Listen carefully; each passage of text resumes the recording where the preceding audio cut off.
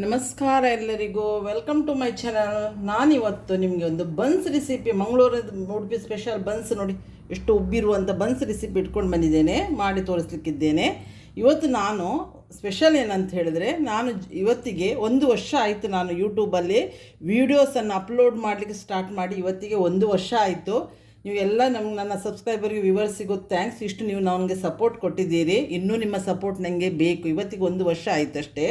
So ಅದಕ್ಕಾಗಿ ನಾನೊಂದು ರೆಸಿಪಿಯನ್ನು ಸಾಯಂಕಾಲ ತಿಂಡಿಗೆ ಆಗ್ತಂತೆ. ಇವತ್ತೊಂದು ಬನ್ಸ್ ಅಂತ, ಇದು ಮಂಗಳೂರು ಉಡುಪಿ ಬದಿಯಲ್ಲಿ ಭಾರಿ ಫೇಮಸ್ ಇದೆ. ಬಟ್ ಇದರಲ್ಲಿ ನಾನು ಕೆಲವು ಟಿಪ್ಸ್ ಹೇಳಿದ್ದೇನೆ, ಅದನ್ನು ನೀವು ಫಾಲೋ ಮಾಡಿ. ಈಸಿ ಉಂಟು ರೆಸಿಪಿ, ಎಣ್ಣೆಯೂ ಎಳ್ಕೊಳ್ಳೋದಿಲ್ಲ. ಇದು ಟ್ರೆಡಿಷನಲ್ ರೆಸಿಪಿ ಮತ್ತು ನಿಮಗೆ ಇದು ಸಾಯಂಕಾಲ ಮತ್ತು ಇದನ್ನು ಮಾಡಿ ಸ್ಟೋರ್ ಮಾಡಿ ಒಂದು 4-5 ದಿವಸ ಇಡ್ಬೋದು. ನೀವು ಮಕ್ಕಳಿಗೆ ಜಾಸ್ತಿ ಮಾಡಿಯೂ ಇಡ್ಬೋದು. ಇದನ್ನು ಲಟ್ಟಿಸ್ಲಿಕ್ಕೂ ಈಸಿ ಉಂಟು. ನಾನು ಮತ್ತು ಇದನ್ನು ಮೈದಾ ಹಿಟ್ಟಲ್ಲಿ ಮಾಡಿದ್ದಲ್ಲ, ಸ್ವಲ್ಪ ಹೆಲ್ತ್ಲಿಗೂ ನಿಜ ಡೀಪ್ ಫ್ರೈ ಅನ್ನು ಹೆಲ್ತಿಗೇನು ಒಳ್ಳೆಯದಲ್ಲ ಆಯಿಲ್, ಆದರೆ ಮೈದೆ ಬೇಡ ಅಂಥೇಳಿ ನಿಮಗೆ ಹೋಟ್ಲಲ್ಲಿ ಖಾಲಿ ಮೈದದ ಸಿಕ್ಕುವುದು. ಇದು ನಾನು ಅರ್ಧ ಗೋಧಿ ಹಿಟ್ಟು ಮೈದೆ ಹಿಟ್ಟು ಹಾಕಿ ಮಾಡಿದ ಬನ್ಸ್. ಇದು ಈ ಥರ ಉಬ್ಬಿಕೊಂಡು ಏನು ಎಣ್ಣೆ ಕೂಡ ಎಳ್ಕೊಳ್ಳೋದಿಲ್ಲ ಈ ಬನ್ಸ್. ಈ ಥರದ ನೋಡಿ, ನಾನು ಬೇಕಾದರೆ ಕಟ್ ಮಾಡಿ ತೋರಿಸ್ತೇನೆ ನಿಮಗೆ ಹೇಗಿದೆ ಅಂತ. ಬಿಸಿ ಉಂಟು ನೋಡಿ, ಒಳಗಡೆ ಎಷ್ಟು ಪ್ಲಫಿ ಆಗಿದೆ ನೋಡಿ. ಈ ಥರ ಒಳಗಡೆ ಪ್ಲಫಿ ಆದ ಸಾಫ್ಟ್ ಆದ ಬನ್ಸ್ ನಿಮಗೆ ಸಿಗ್ತದೆ. ನೀವು ಇದನ್ನು ಹೇಳುವ ಹೋಟ್ಲಲ್ಲಿ ಸಿಗ್ತದೆ. ಹೋಟ್ಲಿಕ್ಕಿಂತ ನೀವು ಮನೆಯಲ್ಲೇ ಮಾಡಿದರೆ ಎಣ್ಣೆಯೂ ಒಳ್ಳೆಯದಿರ್ತದೆ. ಬಾಳೆಹಣ್ಣು ಜಾಸ್ತಿ ಹಾಕ್ಬೋದು. ಅವ್ರು ಬಾಳೆಹಣ್ಣೆಲ್ಲ ಹಾಕಿ ಅಷ್ಟು ಇಲ್ಲ, ನಾವು ಮಾಡುವಷ್ಟು ಅವರೆಲ್ಲ ಮೆಹನತ್ ಮಾಡೋದಿಲ್ಲ. ಸೊ ನೀವು ಮನೆಯಲ್ಲೇ ಮಾಡಿದರೆ ನಿಮ್ಮ ಮಕ್ಕಳಿಗೆ ಇದರಲ್ಲಿ ಒಳ್ಳೆ ರೀತಿಯಲ್ಲಿ ನೀವು ತಿಂಡಿ ಮಾಡಿ ಕೊಡ್ಬೋದು. ಇದು ನಾನು ಸಾಯಂಕಾಲ ತಿಂಡಿಗೆ ಮಾಡಿದ್ದು. ಈಗ ನಾನೀಗ ಈ ಬನ್ಸನ್ನು ಹೇಗೆ ಮಾಡುವುದಂತ ನಾನು ನಿಮಗೆ ತಿಳಿಸ್ಕೊಡ್ತೇನೆ. ಬನ್ನಿ ನೋಡಿ ಕಲಿಯಿರಿ. ನಾನೀಗ ಬನ್ಸ್ ಮಾಡಲಿಕ್ಕೆ 8 ಗಂಟೆ ಮೊದಲು ನಾವು ಬನ್ಸ್ ಮಾಡಲಿಕ್ಕೆ ಕಲಸಿಡಬೇಕು. ಮ್ಯಾಂಗ್ಳೂರು ಉಡುಪಿ ಬದಿಯಲ್ಲಿ ಬನ್ಸ್ ಅಂತೊಂದು ಎಲ್ಲ ಹೋಟೆಲ್ಗಳಲ್ಲಿ ಸಿಗ್ತದೆ, ಭಾರಿ ಫೇಮಸ್. ಇದು ನಂದು ಫೇವ್ರೇಟ್ ಇದು. ಸೊ ಈ ಬನ್ಸ್ ಮಾಡಲಿಕ್ಕೆ ಫಸ್ಟಿಗೆ ಬಾಳೆಹಣ್ಣು ಬೇಕು. ನಾನೊಂದು 5 ಇದು ಪುಟ್ಟ ಬಾಳೆಹಣ್ಣು, ಮೈಸೂರು ಬಾಳೆಹಣ್ಣು ಇದ್ದರೆ ಒಳ್ಳೆಯದಾಗ್ತದೆ. ಇದು ನಂತರ ಹಣ್ಣಾದ ಬಾಳೆಹಣ್ಣು ಇತ್ತು ಮನೆಯಲ್ಲಿ. ಸೊ ಇದು ವೇಸ್ಟ್. ಈಗ ಮಳೆಗಾಲ ಉಂಟಲ್ಲ, ಎಲ್ಲರಿಗೂ ಶೀತ ಜ್ವರ ಎಲ್ಲ ಇರಲಿಕ್ಕೆ ಹೋಗಿ ಬಾಳೆಹಣ್ಣು ಹಾಗೆ ಉಳಿದು ಹೋಗ್ತದೆ. ಸೊ ನಾನು ಅದಕ್ಕೆ ಇವತ್ತು ನಿಮಗೊಂದು ಬನ್ಸ್ ರೆಸಿಪಿ ನಾನು ಹಾಕಿರಲಿಲ್ಲ. ಸೊ ನನಗೆ ಸಾಯಂಕಾಲ ತಿಂಡಿಗೆ ನಾನು ಬೆಳಗಾತ ಕಲಸಿಡ್ತಾ ಇದ್ದೀನಿ. ಸಾಯಂಕಾಲ ತಿಂಡಿ ಮಾಡಬೇಕಾದ್ರೆ ನೀವು ಬೆಳಗಾತನೂ ಇದು ಬ್ರೇಕ್ಫಾಸ್ಟಿಗೆ ಮಾಡ್ತಾರೆ, ನೀವು ಆಗ ರಾತ್ರಿಯೇ ಇದನ್ನು ಕಲಸಿಡ್ಬೇಕು. 8 ಗಂಟೆ ಕಲಸಿಡ್ಬೇಕು ನೀವು. ಇದು ನಾನೀಗ 5 ಪುಟ್ಟ ಬಾಳೆಹಣ್ಣು ತಗೊಂಡಿದ್ದೇನೆ. ಮೈಸೂರು ತಗೊಳ್ಬೋದು, ಯಾವ ಬಾಳೆಹಣ್ಣು ತಗೊಳ್ಬೋದು, ಮತ್ತು ಹಣ್ಣಾದ ಬಾಳೆಹಣ್ಣು ತಗೊಳ್ಳಿ. ಇದನ್ನೀಗ ನಾನು ಮಿಕ್ಸಿ ಜಾರ್, ಕೈಯಲ್ಲಿಯೂ ಮ್ಯಾಶ್ ಮಾಡಿ ಸ್ಪೂನಲ್ಲಿ ಮಾಡ್ತಾರೆ, ಬಟ್ ನಾನು ಮಿಕ್ಸಿ ಜಾರಿಗೆ ಹಾಕಿದರೆ ಒಳ್ಳೆ ಪೇಸ್ಟ್ ಆಗ್ತದೆ ಅಂತ ನಾನು ಯಾವಾಗಲೂ ಮಿಕ್ಸಿ ಜಾರಿಗೆ ಹಾಕಿಯೇ ಮಾಡೋದು. ಸೊ ಈಗ ನಾನು ಇದನ್ನು 5 ಪುಟ್ಟ ಬಾಳೆಯನ್ನು ಈ ಥರ ಕಟ್ ಮಾಡಿ ಮಿಕ್ಸಿ ಜಾರಿಗೆ ಹಾಕಿ, ಮತ್ತು ನಾನು ಸ್ವಲ್ಪ ಶುಗರ್ ಹಾಕ್ತೇನೆ. ಒಂದು 1/4 ಕಪ್ಪಿನಷ್ಟು ಶುಗರ್ ಹಾಕ್ತೇನೆ. ಇದಕ್ಕೆ ಪ್ರೊಪೋರ್ಷನೇಟ್ ಏನಿಲ್ಲ. ಮತ್ತು ನಾನು ಮೈದಾ ಮತ್ತು ಗೋಧಿ ಹಿಟ್ಟು 2 ಮಿಕ್ಸ್ ಮಾಡಿ ಹಾಕ್ತಾ ಇದ್ದೇನೆ, ಯಾಕಂದರೆ ಮೈದಾ ಅಷ್ಟು ಒಳ್ಳೆಯದಲ್ಲ ಅಂತ. ಹೋಟ್ಲಲ್ಲಿ ಮೈದದ್ದೇ ಸಿಕ್ಕುವುದು. ಈಗ ನಾನು ಇದಕ್ಕೆ ಶುಗರ್ ಹಾಕ್ತೇನೆ.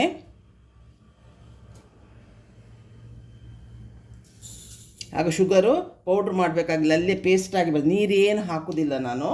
ಇಲ್ಲಿಗೆ ನಾನು ಪೇಸ್ಟ್ ಮಾಡಿ ತರ್ತೇನೆ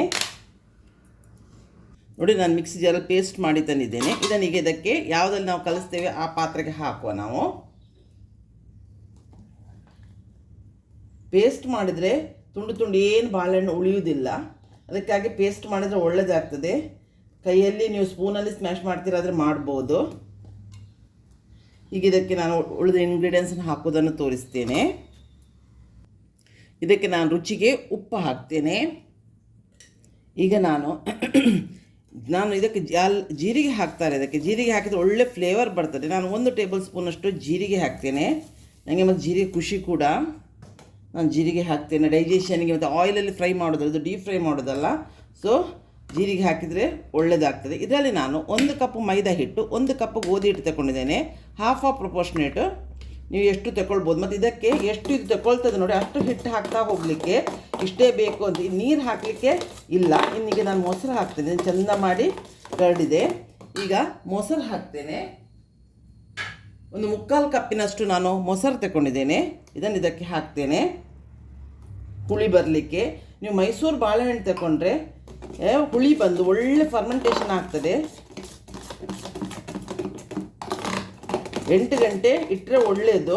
ಈಗ ಮಳೆಯೆಲ್ಲ ಇರುವಾಗ ಸ್ವಲ್ಪ ಫರ್ಮೆಂಟೇಷನ್ ಲೇಟ್ ಆಗ್ತದೆ.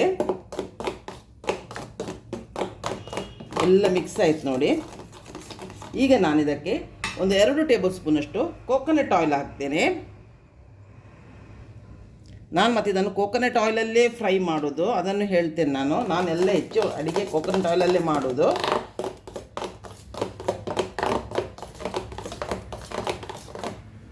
ಈಗ ನಾನು ಹಿಟ್ಟು ಹಾಕಿ ಚೆಂದ ಮಾಡಿ ಇದನ್ನು ಕಲಸುವ.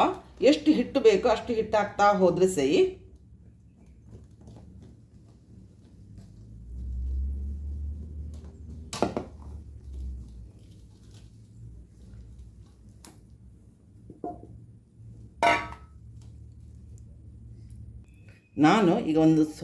ನಾನೊಂದು ಮರ್ತು ಬಿಟ್ಟೆ. ಇದರಲ್ಲಿ ನಾನು ಒಂದು ಅರ್ಧ ಟೇಬಲ್ ಸ್ಪೂನಷ್ಟು ಈಟಿಂಗ್ ಸೋಡಾ ಹಾಕಬೇಕು. ಇದಕ್ಕೆ ಫರ್ಮೆಂಟೇಷನ್ ಆಗಬೇಕಲ್ಲ.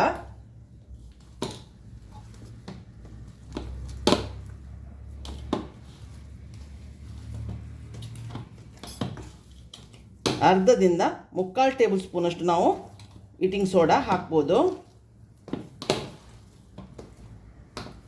ಈಗ ಇದು ಮಿಕ್ಸ್ ಇನ್ನೂ ಹಿಟ್ಟು ಹಾಕಲಿಕ್ಕೆ ಉಂಟು ನೋಡಿ. ಈ ಥರ ಸಾಫ್ಟಾಗಿ ಕಲಸಿಟ್ರೆ ಸರಿ. ಈಗ ನಾನು ಇದರ ಮೇಲೆ ಇನ್ನೊಂದು ಟೇಬಲ್ ಸ್ಪೂನು ಕೋಕೋನಟ್ ಆಯಿಲ್ ಹಾಕಿ ರೆಸ್ಟಿಗೆ 8 ಅವರ್ಸ್ ಇಡ್ತೇನೆ. ಈಗ 8:30 9 o'clock ಆಗ್ತಾ ಬಂತು. 8:30 ಆಯಿತು ಬೆಳಗಾತ. ಈಗ ಒಂಚೂರು ಕೋಕೋನಟ್ ಆಯಿಲ್ ಹಾಕ್ತೇನೆ ಮೇಲೆ, ಡ್ರೈ ಆಗಬಾರ್ದು ಅಂತ. ಇದು ಸ್ವಲ್ಪ ಕೋಕೋನಟ್ ಆಯಿಲ್ ಹೀಗೆ ರಬ್ ಮಾಡಿ ಇದನ್ನು ರೆಸ್ಟಿಗೆ ಇಟ್ಟು ನಾನು ನಿಮಗೆ 8 ಅವರ್ಸ್ ನಂತರ ನಿಮಗೆ ಬನ್ಸ್ ಮಾಡಿ ಲಟ್ಟಿಸಿ ಫ್ರೈ ಮಾಡಿ ಡೀಪ್ ಫ್ರೈ ಮಾಡೋದಿದು ಮಾಡಿ ತೋರಿಸ್ತೇನೆ. ಈಗ ಲಿಡ್ ಮುಚ್ಚಿ ಈ ಥರ ರೆಸ್ಟಿಗೆ ಇಡ್ತೇನೆ. ನಾನು 8 o'clock ನಂತರ ನಿಮಗೆ ಬಂದು ಹೇಗೆ 8 ಅವರ್ ಆದ ನಂತರ ಬನ್ಸ್ ಮಾಡಿ ನಿಮಗೆ ತೋರಿಸ್ತೇನೆ.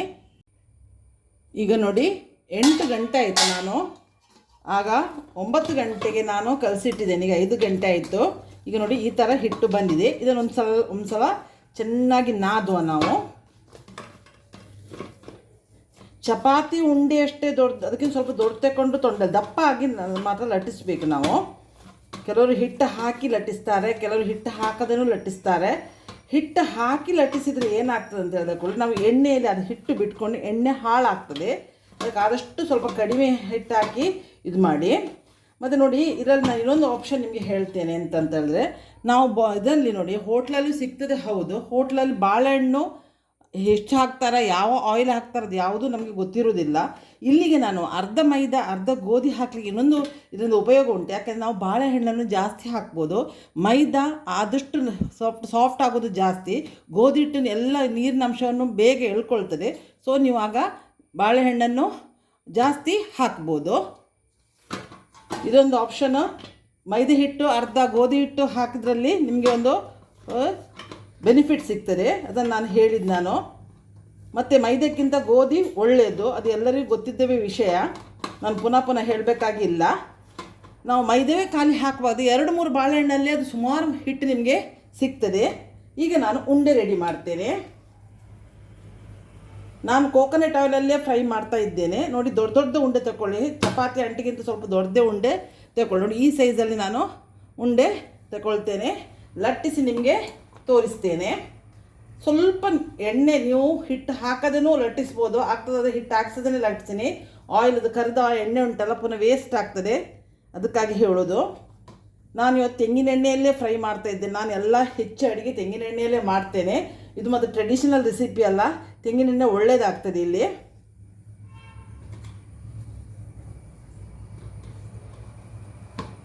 ಇದು ಎಲ್ಲರಿಗೂ ಕಾಮನ್, ಎಲ್ಲರಿಗೂ ಗೊತ್ತಿರ್ತದೆ. ಇಲ್ಲಿ ಉಡುಪಿ ಮಂಗಳೂರು ಬದಲು ಎಲ್ಲ ಹೋಟ್ಲಲ್ಲಿ ಬನ್ಸ್ ಅಂದರೆ ಫೇಮಸ್. ಎಲ್ಲ ಕಡೆ ಸಿಗ್ತದೆ. ಸಾಂಬಾರು ಕೊಡ್ತಾರೆ, ಚಟ್ನಿ ಕೊಡ್ತಾರೆ ಇದರೊಟ್ಟಿಗೆ ಹಂಚಲಿಕ್ಕೆ ತಿನ್ನಲಿಕ್ಕೆ ಹೋಟ್ಲಲ್ಲಿ.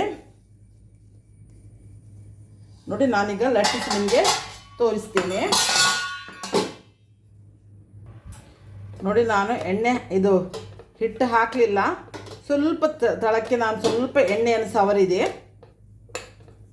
ಇಷ್ಟೇ ಮತ್ತು ಹೆಚ್ಚು ದೊಡ್ಡದು ಇರೋದಿಲ್ಲ. ಬನ್ಸ್ ಕೂಡ ದಪ್ಪ ಇರಬೇಕು ಮಾತ್ರ, ಅದು ನೆನಪಿಟ್ಕೊಳ್ಳಿ. ಸ್ವಲ್ಪ ನೀವು ಹಿಟ್ಟು ಹಾಕದಿದ್ದರೆ ನಿಮಗೆ ಲಟ್ಟಿಸ್ಲಿಕ್ಕೆ ಸ್ವಲ್ಪ ಇದಾಗ್ತದೆ, ಅದು ಮೂವ್ ಆಗ್ತದಲ್ಲ, ಶೇಪ್ ಅಷ್ಟು ಕರೆಕ್ಟ್ ಬರೋದಿಲ್ಲ. ನಾನು ಹಿಟ್ಟು ಹಾಕಿ ನಿಮಗೆ ತೋರಿಸ್ತೇನೆ ಇನ್ನೊಂದನ್ನು. ಇದು ನಾನು ಹಿಟ್ಟು ಹಾಕದೇ ಲಟ್ಟಿಸಿದ್ದು ನೋಡಿ, ಇಷ್ಟು ದಪ್ಪ ಉಂಟು. ಇದನ್ನು ನಾವು ಎಣ್ಣೆಯಲ್ಲಿ ಕರಿಯೋದು. ನಾನೀಗ ಇನ್ನೊಂದು ಹಿಟ್ಟು ಹಾಕಿ ತೋರಿಸ್ತೇನೆ ನೋಡಿ. ನಾನು ಸ್ವಲ್ಪ ಹಿಟ್ಟು ಹಾಕಿದೆ. ಹಿಟ್ಟು ಹಾಕಿದರೆ ಒಳ್ಳೆ ಶೇಪ್ ಬರ್ತದೆ ನೋಡಿ ನಿಮಗೆ. ಕೂಡಲೇ ಮತ್ತು ಲಟ್ಟಿಸ್ಲಿಕ್ಕೆ ಕೂಡಲೇ ಆಗ್ತದೆ. ಸ್ವಲ್ಪ ಹಿಟ್ಟು ಹಾಕಿ, ನಿಮಗೆ ಪ್ರಾಬ್ಲಮ್ ಆದರೆ 2 ವರ್ಷ ನಾನು ನಿಮಗೆ ತೋರಿಸಿದ್ದೇನೆ. ನಿಮ್ಗೆ ಯಾವುದು ಇದಾಗ್ತದೆ ಅದನ್ನು ಮಾಡಿ. ಮಾತ್ರ ದಪ್ಪ ಇರಬೇಕು, ಬನ್ಸ್ ಉಬ್ಬಬೇಕಲ್ಲ ಒಳ್ಳೆ ನೋಡಿ, ಇಷ್ಟು ದಪ್ಪ ಇರಬೇಕು. ಇದೇ ಥರ ಎಲ್ಲ ಬನ್ಸನ್ನು ಲಟ್ಟಿಸ್ಕೊಳ್ಳೋದು ನೋಡಿ. ಹಿಟ್ಟು ಎಷ್ಟು ಹಾಕ್ತೇನೆ ಅಂತ ನಾನು ತೋರಿಸ್ತೇನೆ ನಿಮಗೆ ಬೇಕಿದ್ರೆ ನೋಡಿ. ಜಸ್ಟ್ ಇದನ್ನು ರೋಲ್ ಮಾಡಿದ್ರೆ ಸಾಕು. ರೋಲ್ ಮಾಡಿದರೆ ಹಿಟ್ಟನ್ನೆಲ್ಲ ತೆಗೆಯುವ, ಜಸ್ಟ್ ನೋಡಿ ಕವರ್ ಆದಷ್ಟೇ. ಹೆಚ್ಚು ಹಿಟ್ಟಿದು ಎಳ್ಕೊಳ್ಬೋದು. ಗೋಧಿ ಹಿಟ್ಟು ಹಾಕ್ಲಿಕ್ಕೆ ಹೋಗಿ ಹಿಟ್ಟು ಹಾಕದೇನೂ ನೀವು ಲಟ್ಟಿಸ್ಬೋದು. ಮೈದಾದಲ್ಲಿ ಅದು ಸ್ವಲ್ಪ ಮೂವ್ ಆಗ್ತದೆ, ಮುಂದೆ ಮುಂದೆ ಹೋಗ್ತದೆ. ಗೋಧಿ ಹಿಟ್ಟಲ್ಲಿ ಅದರಲ್ಲೆಲ್ಲ ಬೆನಿಫಿಟ್ ಇದೆ. ನೀವು ಹಾಫ್ ಗೋಧಿ ಹಾಫ್ ಮೈದಾ ಹಾಕಿದ್ರಲ್ಲ, ಅದೆಲ್ಲ ಬೆನಿಫಿಟ್ ಸಿಗ್ತದೆ ನಿಮಗೆ. ಅದಕ್ಕೆ ಹೇಳಿದ್ದು ನಾನು. ಲಟ್ಟಿಸ್ಲಿಕ್ಕೂ ಈಸಿ ಆಗ್ತದೆ. ಬಾಳೆಹಣ್ಣು ತುಂಬ ಹಾಕ್ಬೋದು ನೋಡಿ. ಇಷ್ಟು ದಪ್ಪ ಮಾಡಿದ್ದೇನೆ. ಈಗ ನಾನು ಎಣ್ಣೆಯಲ್ಲಿ ಕರೆದು ತೋರಿಸ್ತೇನೆ. ನಾನಿಲ್ಲಿ ಎಣ್ಣೆ ಕಾಯಲಿಕ್ಕೆ ಇಟ್ಟಿದ್ದೇನೆ. ಈಗ ಒಂದು ಚೂರು ಹಾಕಿ ನೋಡು, ಮೇಲೆ ಬರ್ತದೆ ನೋಡಿ, ಬರ್ತಾ ಉಂಟು. ಎಣ್ಣೆ ಕಾದಿದೆ. ಈಗ ನಾನು ಒಂದು ಬನ್ಸನ್ನು ಹಾಕ್ತೇನೆ. ಏನು ಮುಟ್ಟೋದು ಬೇಡ, ಅದರಷ್ಟಕ್ಕೆ ಮೇಲೆ ಬರ್ತದೆ.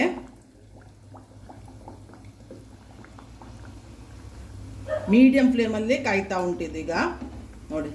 ಈಗ ಬೇಕಾದರೆ ಎಣ್ಣೆಯನ್ನು ಈ ಥರ ಹಾಕುವ ಅದರ ಮೇಲೆ.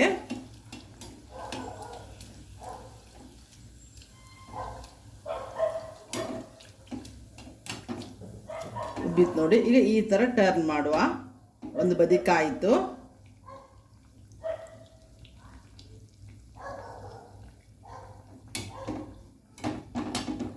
ಸ್ವಲ್ಪ ಡೀಪ್ ಇರೋ ಪ್ಯಾನನ್ನು ತಗೊಳ್ಳಿ. ಅಗಾಲದ ಪ್ಯಾನ್ ತಗೊಳ್ಬೇಡಿ. ನಾವೆಲ್ಲ ಕಟ್ಲೆಟೆಲ್ಲ ಇದು ಮಾಡ್ತೇವಲ್ಲ, ಆ ಥರದ ಪ್ಯಾನ್ ತಗೊಳ್ಬೇಡಿ ನೋಡಿ. ಉಬ್ಬಿ ನೋಡಿ, ಈ ಥರ ಕಲರ್ ಬರುವಷ್ಟು ಫ್ರೈ ಆಗಬೇಕು. ಯಾಕಂದರೆ ಒಳಗಡೆ ಬೆಂದಿರಬೇಕಲ್ಲ. ಇದು ಮೀಡಿಯಮ್ ಫ್ಲೇಮಲ್ಲಿ ಈಗ ಬೇಯ್ತಾ ಉಂಟು. ಹೈ ಫ್ಲೇಮಲ್ಲಿ ಇಡಬೇಡಿ, ಅದು ಕಲರ್ ಮಾತ್ರ ಚೇಂಜ್ ಆಗ್ತದೆ, ಒಳಗಡೆ ಬೆಂದಿರೋದಿಲ್ಲ ಬನ್ಸ್.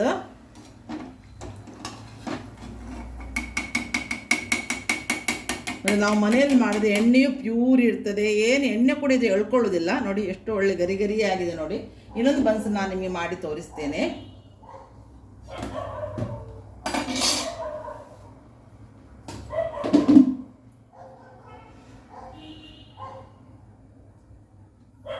ಈಗ ನೋಡಿ ಹಾಕ್ತೇನೆ.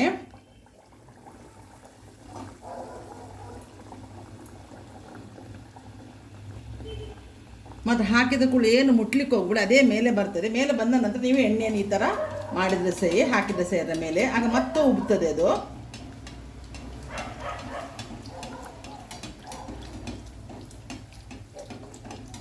ಈಗ ಟರ್ನ್ ಮಾಡುವ. ಹಿಟ್ಟು ಹಾಕದಿದ್ರೆ ನೋಡಿ, ಸ್ವಲ್ಪ ಹಿಟ್ಟು ಹಾಕ್ಲಿಕ್ಕೆ ಹೋಗಿ ಏನು ಹಿಟ್ಟು ಬಿಡಲಿಲ್ಲ, ಇಲ್ಲದೆ ಹಿಟ್ಟೆಲ್ಲ ಕೆಳಗಡೆ ಬಿದ್ದು ಎಣ್ಣೆ ಕೂಡ ಕಪ್ಪಾಗ್ತದೆ. ಇದು ನೋಡಿ ಈ ಥರ ಕಾಯಿತು. ಇದನ್ನು ತೆಗೆಯುವುದು. ಇದೇ ಥರ ಎಲ್ಲ ಬನ್ಸನ್ನು ಮಾಡಿ ತೆಗೆಯುವುದು. ಈಗ ಇನ್ನೊಂದು ಮಾಡಿ ತೋರಿಸ್ತೇನೆ.